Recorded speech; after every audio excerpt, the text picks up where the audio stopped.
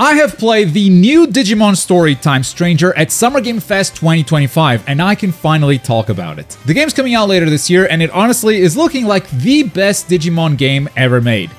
Period. But Globku, you ask, you're covering Digimon? I didn't even know you liked Digimon. Caught.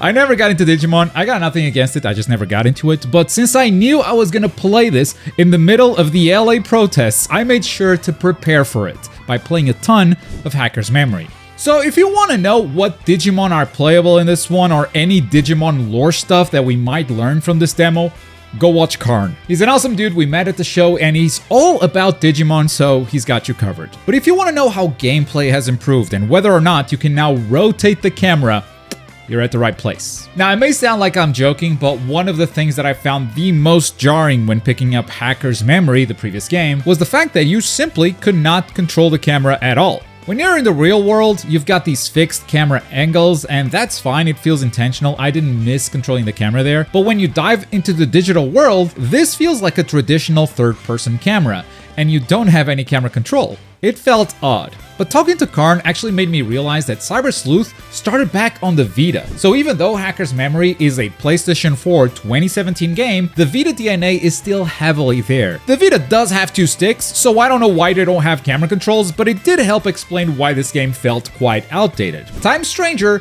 is Bandai Namco breaking away from that Vita DNA and finally making a brand new modern feeling RPG. Controlling the camera isn't even close to their biggest change because you now can use ladders.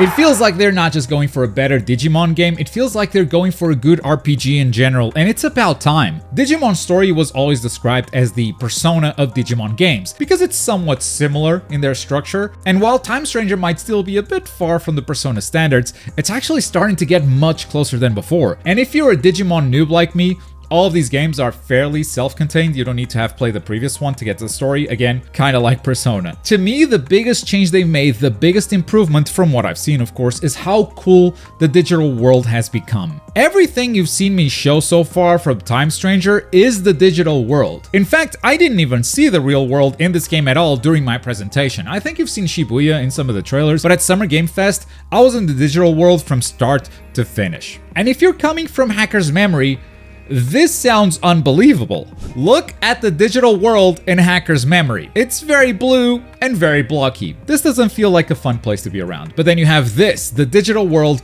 in Time Stranger. It's colorful, vibrant. There are many buildings you can enter. There are NPCs you can interact with, and they're not just standing there waiting for you to talk to them. I mean, some of them are, but a lot of them are doing their own thing. The place feels alive. This is a place that I actually want to explore rather than a place that I just want to get through. And this is just the central town for now. I am told you're going to be returning here to central town quite often, so it makes sense they would put a lot of work into it. But we've also had a little preview of what other areas look like, and guess what?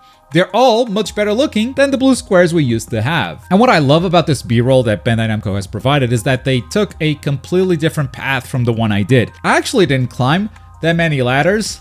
Shame on me. They're actually headed to the same place that I went to here, but through a completely different path. And I like it when towns don't feel linear because that's how towns are supposed to be. And this time you can actually mount your Digimon, and not even just this one specifically, you can mount many different types, and they also have different mounting animations depending on which one you want to use. But given how big this area is, it's pretty cool that they let you move faster with a mount even when you are in town. This is an NPC area, there's no combat here. By the way, they told me that every single Digimon type that you see in town and interact with, you can have it digitized to your party. I mean, not these guys specifically, but those types, they are out there in the game. So if you want to go frame by frame and start making a database of what Digimon are available, be my guest. I got my first taste of combat still in town. You can now use a Digi attack before entering combat. Basically, you just shoot the Digimon with a gun.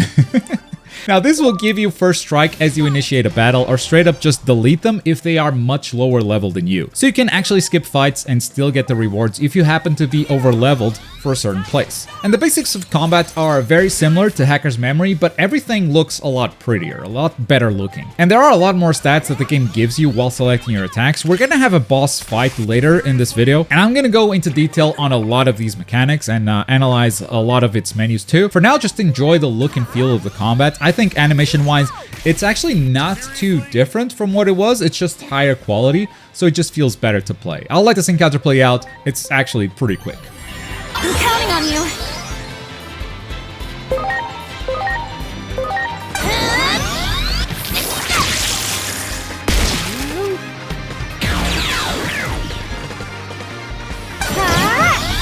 Strike roll!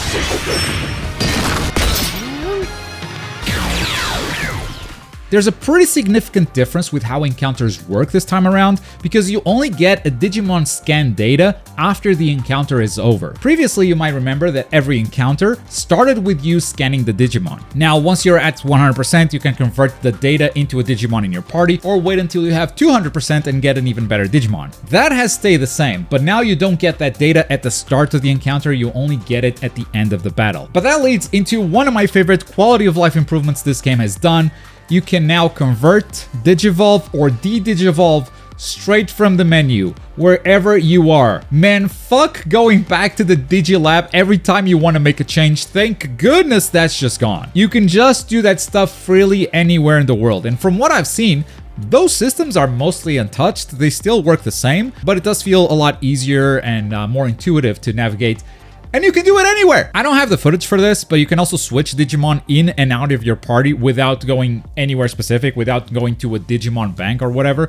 They're just in a digital box, in your pocket. They go with you everywhere. And they also get a little bit of XP by just being there in the pocket. But if you want to switch your party around, you don't have to go to the DigiLab or any other place. The point being, fuck the DigiLab. I think the latest trailer showed you that you can still have Digimon farms, so there might be a DigiLab of sorts in the game, but it does seem like it's going to be a lot more optional this time around. And with that, I want to dive deep into combat. We're going to start a boss fight right now, and we're going to pause a lot of it to break down all of its mechanics. So this is how it starts.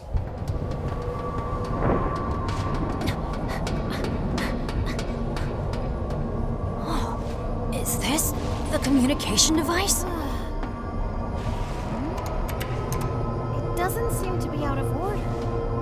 So I bet that means that cloud is interfering with reception.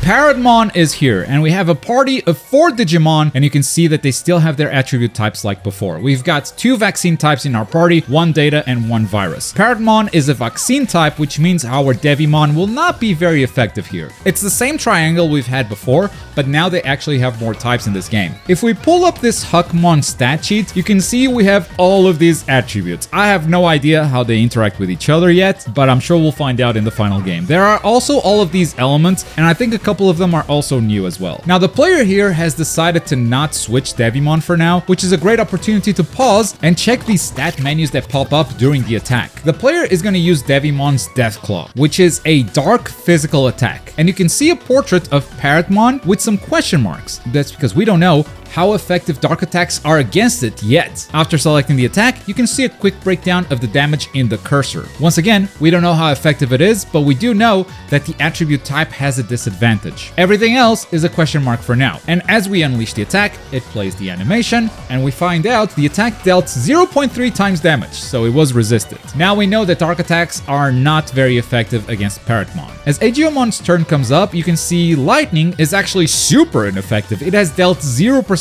damage, and we know that because that was actually how he opened this fight. He tried that skill out and it just did not work. So now that shows up in this menu as you are selecting the attack. Bao Huckmon is switched for Tankmon here because Tankmon not only has the attribute advantage being a data type, he also has a fire attack which Paradmon seems to be weak to. And so with the attribute plus the elemental advantage, this will deal 300% of the normal damage. It's also a very strong attack that immobilizes you for a turn, so you gotta be careful using it. But yeah, through trial and error in these games, you were always able to figure out the best attack types to use against each foe, but now the game itself keeps track of that stuff for you in a lot of handful little places that are easy to read quickly. And that's awesome because you're doing a lot of attacks, so you need to get this info as quickly as possible, otherwise each encounter is just gonna take ages. And in case you do run into another Paradmon in the game, you now have the data, so you already know what's effective and what's not. The player is gonna tag in XVmon. He's got one of those new types. It seems to have no advantage or disadvantage disadvantage over vaccine types, but he's gonna try to do a wind attack for the first time. It's called V-Laser and it is resisted, so wind attacks are also not recommended. At any point, you can just press L2 to analyze your enemies and see a full stat sheet of everything you've tried out so far, so you can plan around switching Digimon from your party. That's the basics. It's very reminiscent of the previous games for sure, but there's a lot more types and there's a lot more quality of life adjustments, a lot of stuff that's made it easier to read in the moment what works against a specific opponent and what doesn't.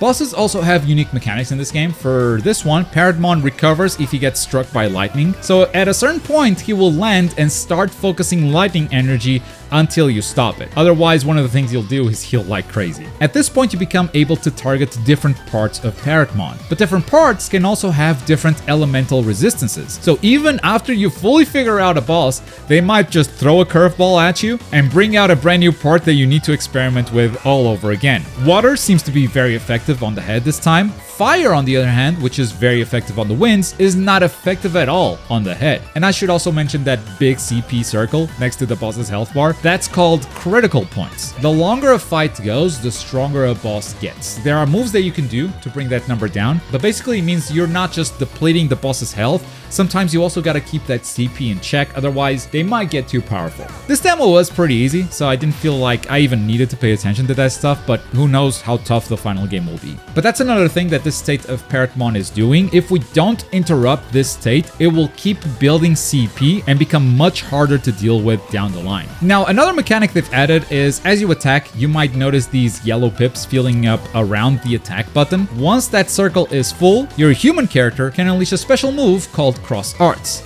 In this one, she pulls out a gun and shoots your own Digimon. GG. Because this is a story boss, scripted events might happen, so once you reach slightly below 50%, a new assist Digimon comes in. These just come in and play by themselves, you cannot control them. I like how these can keep encounters dynamic and unpredictable, but when I saw Medukimon do this attack, I just sat there and thought, nah, you got it, my guy. What the hell am I even doing here?